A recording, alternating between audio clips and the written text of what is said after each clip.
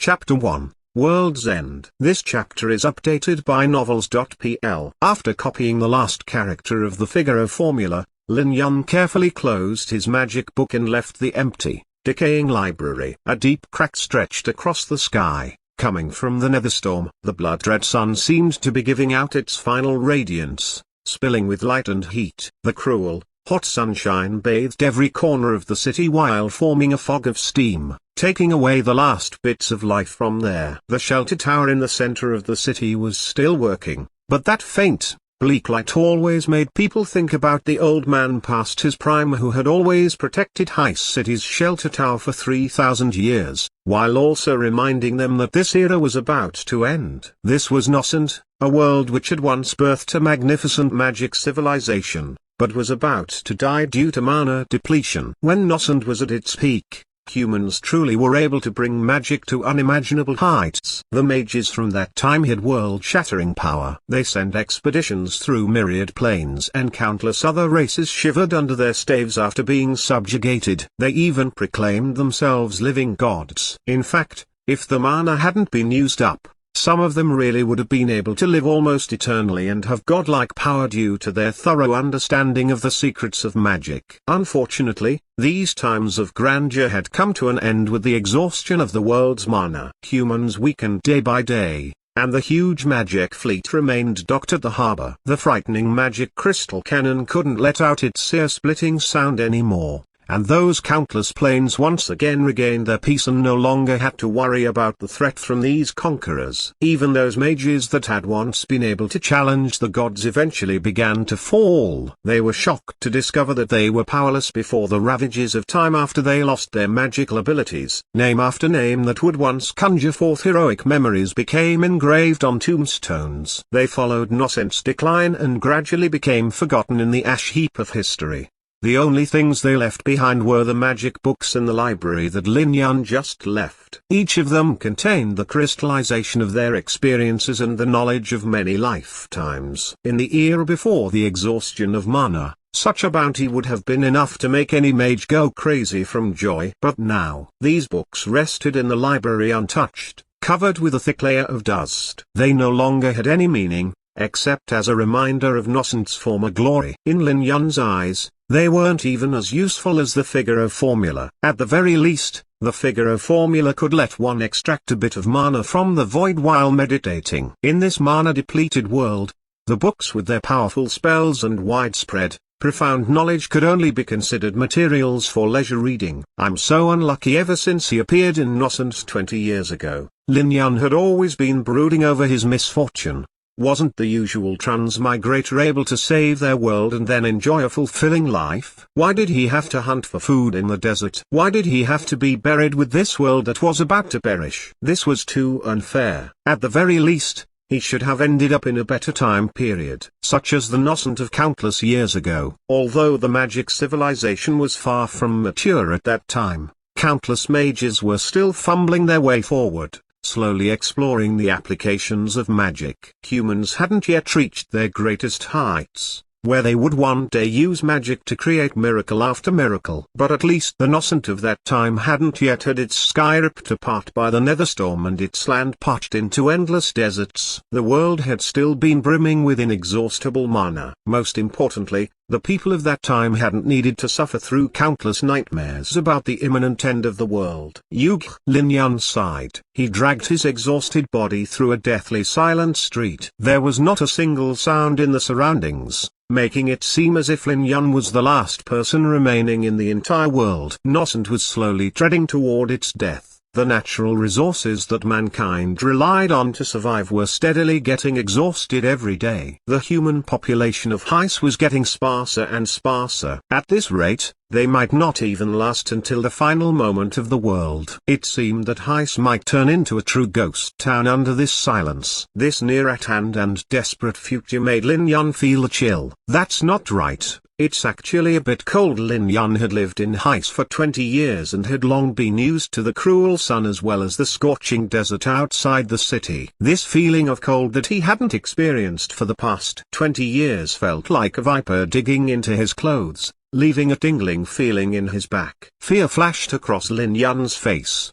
and he raised his head to look at the sky before paling in fright. High sky was pitch black, and boundless darkness was swallowing all the light between heaven and earth. The shelter tower that had protected Heiss for a few millennia ultimately exhausted its mana. With that faint radiance extinguishing, Nocent was on the verge of welcoming its end. As the radiance extinguished, the Netherstorm ripped through the sky. A huge, flaming meteor flew down from the heavens. Berserk energy rose up, crazily tearing apart the fragile space. Gales whistled past outside Heiss.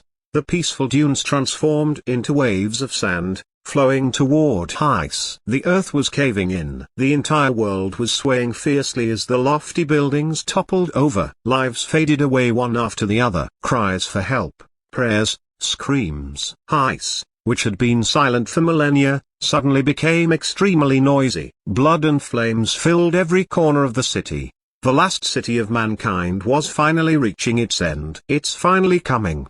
Lin Yun stood outside his dwelling, watching the situation unfold, feeling stupefied. Then, the boundless darkness swallowed everything. When Lin Yun eventually woke up, he saw that the sky had become azure. It had no giant crack spanning the sky and no bloody-looking crimson sun. There also was no endless desert outside. Dense forests, unending mountain ranges, surging rivers. Everything in this world was filled with boundless vitality. Naturally, there was also mana everywhere. Compared to that final era countless years later, the Nocent of this era was like a shameful nouveau riche filled with abundant mana everywhere. Even the air seemed to ripple with a strong aura of mana, inexhaustible mana that any mage could tap into and spend lavishly without. Though, for Lin Yun, who had lived over 20 years in that era of barrenness and decay, always thinking of any possible way to gather the slightest bit of mana, this was the paradise that he had been yearning for. But now, Lin Yun didn't have time to be happy about waking up in such a paradise. He had just discovered that he was occupying an unfamiliar body. From the memories left in his mind, the original owner of this body had been called Maffer Merlin, and was a hard-working 9th-rank magic apprentice who had come under the tutelage of Archmage Sethman. His father,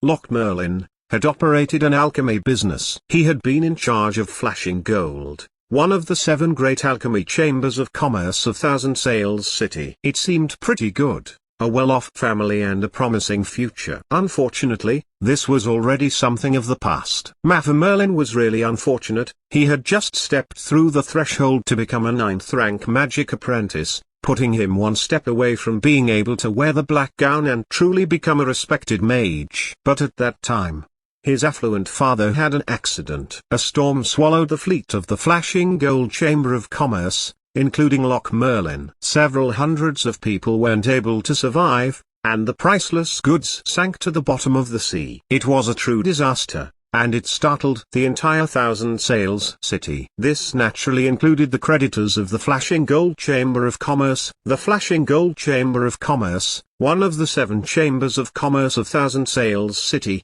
was emptied overnight by those creditors. Moreover, there would be family members of the victims coming to request compensation every day, weeping for their relatives while carrying home the remaining valuables of the Chamber of Commerce. After losing his source of income, Maffer Merlin couldn't afford to continue his expensive magic studies and had no choice but to curtail his path to become a mage a month early and return home to help deal with the debts. His large place of residence was now completely empty, and even rats wouldn't go there.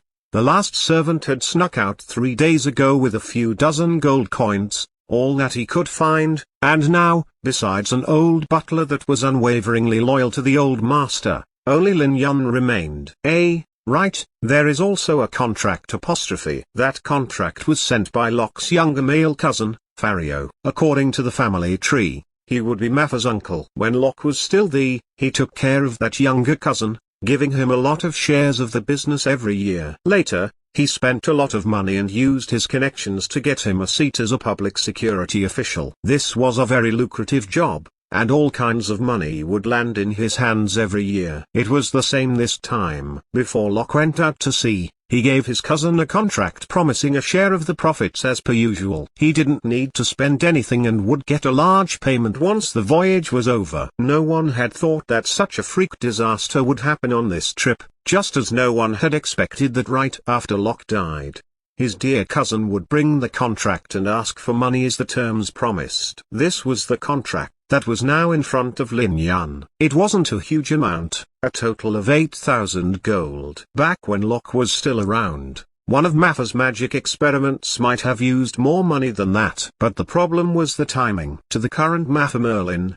owing such an amount was enough to induce despair. He wouldn't be able to produce the money even if he sold his entire body. But even that wouldn't work, as the current Fario wasn't as nice as before. As the repayment date approached, Mappa was getting more and more exhausted, both physically and mentally, and ultimately collapsed just after eating breakfast on this very day. Lin Yun was the one who inexplicably woke up a few hours later. That guy is so unlucky. After digesting the memories left in his mind, Lin Yun had no choice but to sigh. This Mappa Merlin guy was truly unfortunate. It wasn't easy for a youth from an affluent family with a promising future to fall into such a hole.